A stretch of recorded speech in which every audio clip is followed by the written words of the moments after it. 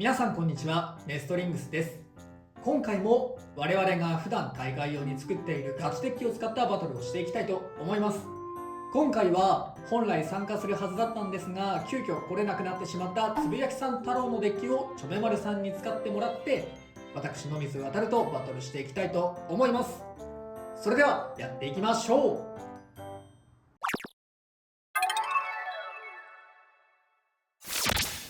急遽参加できなくなってしまったつぶやきさん太郎に代わってずんだもんがデッキの解説をするのだ。ファーストベイはヘルズチェーン 960B なのだ。1機目はポイントを稼ぎたいからアタックタイプを入れてくるブレーダーが多いと予想して、その対策で丸い形状のヘルズチェーンを入れてみたのだ。960を使っているからバースト耐性も少しは高くなっているはずなのだ。セカンドベイはフェニックスウィング 360D なのだ。1機目で仮に勝てたとしてもおそらくスピン勝ちになるので、こちらもポイントを稼ぐために攻撃的なカスタマイズにしているのだ。ウィングの重さでオーバーエクストリームを狙いつつもスタミナ不足の相手にはスピン勝ちもできるカスタマイズなのだ。サードベイはナイトシールド 560R なのだ。いつもは1機目に入れているカスタマイズだけど、メンバー同士で戦うときはモーダス順番を読まれてそうだから3機目にしてみたのだ。実際に大会に出るときは多分1機目に入れるのだ。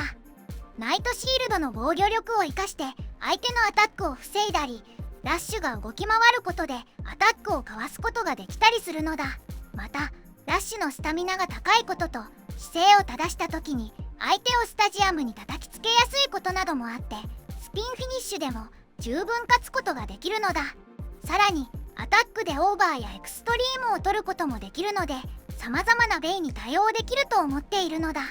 ただこのナイトシールドのカスタマイズはヘルズチェーンが相手だとすこぶる弱いことが最近判明したのだ。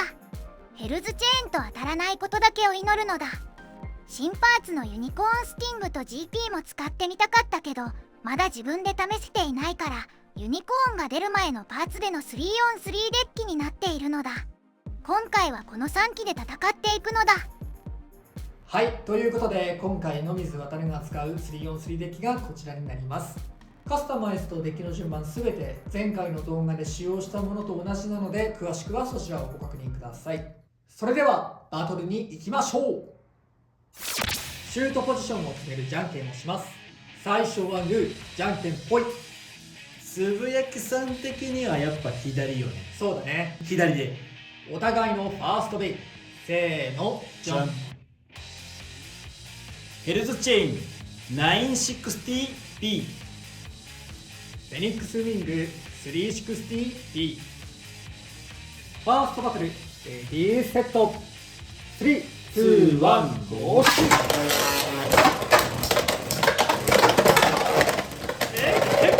結構ぶった切ってるけどいいんじゃない？うわー、マジか。フィニッシュ。ヘルズチェーンに1ポイント。やった。結構何度もね、ウィングの方連打して相手を殴っていたような気はするんだけども、全部防ぎ切られたって感じがしたね。そうだね、姿勢は崩したものの、なんとか相手のフェニックスウィングの姿勢も崩し返してそうね、結構崩されたね。勝ったかな。あとあれだよね、そのチェーンのそう、結構ヘルズチェーン最近流行ってて、フェニックスウィングに対抗できるって言われてんだよね。いやー、今回はだから相性的にも結構不利なバトルだったんじゃないかなと思いますね。お互いのセカンドベイ、せーの、じゃん。フェニックスウィング 360B。 ユニコーンスティング 560B。 セカンドバトルレディーセット、3、2、1、ゴーシュー。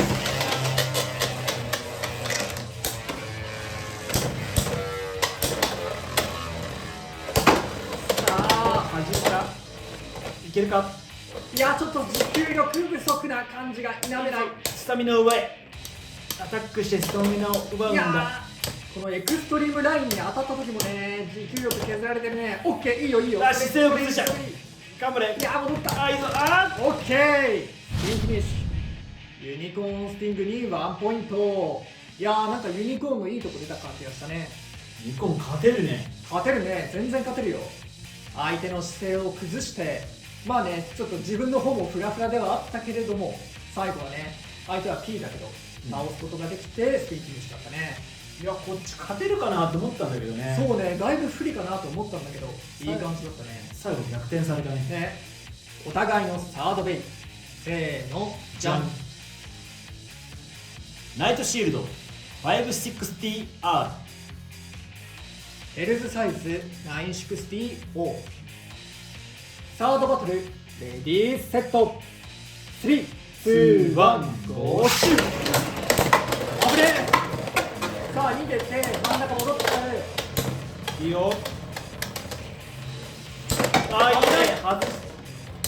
オッケーオッケーオッケー。中央戻って、さあ持久戦になればさすがに勝てると思う。当たっていきたいね。シュート力自体はそんなに高くないんだけど、ヘルズサイズ勝ってくれ。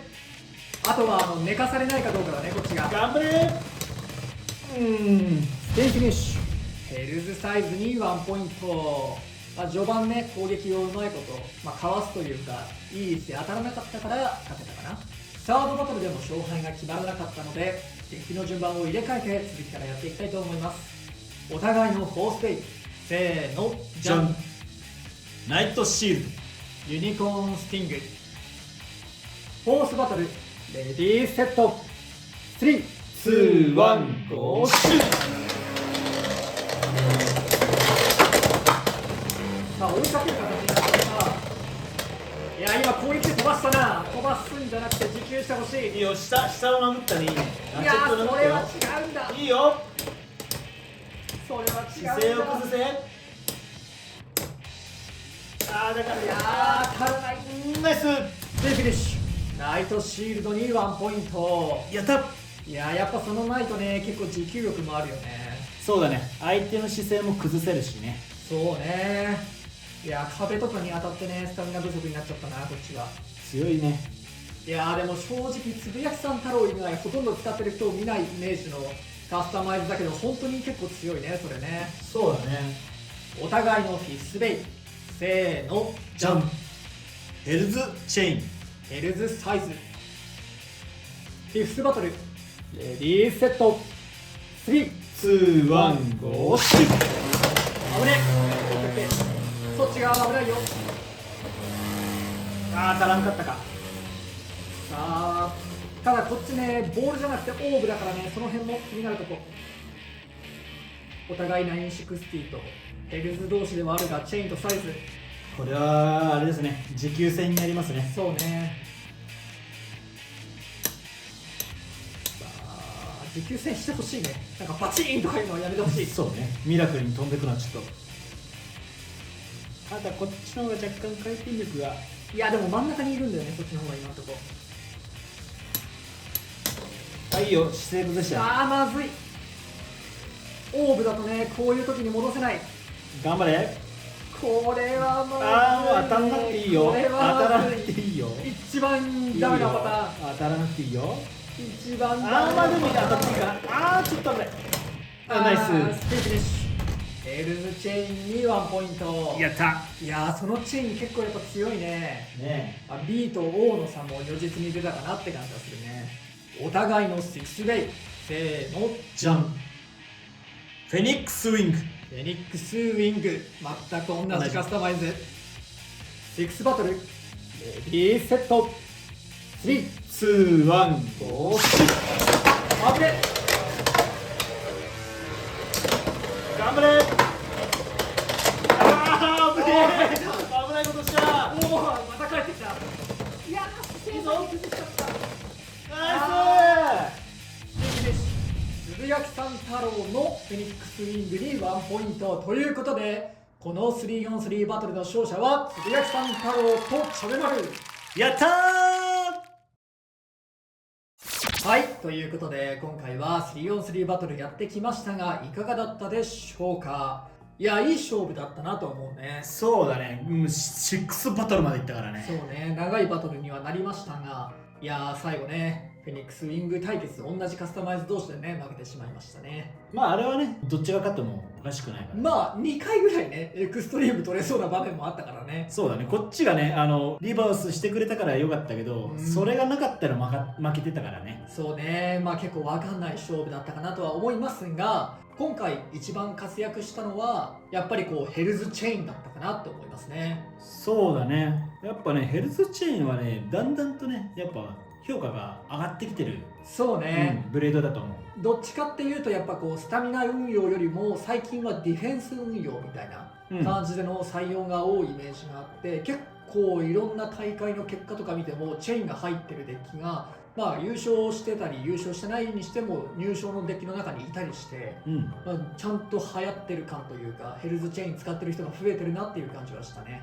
まあやっぱり主な使い方としてはフェニックスウィング対策っていう感じがして、もう結構ねゴツゴツしているように見えて、意外とこう下を見ると引っかかる場所も少なくてね、相手の攻撃を受けた時に、まあ、飛びづらく相手の攻撃をいなしやすいみたいな形状になってるからね、ここもそんなに言うほどゴツゴツしてないしね。そうだね。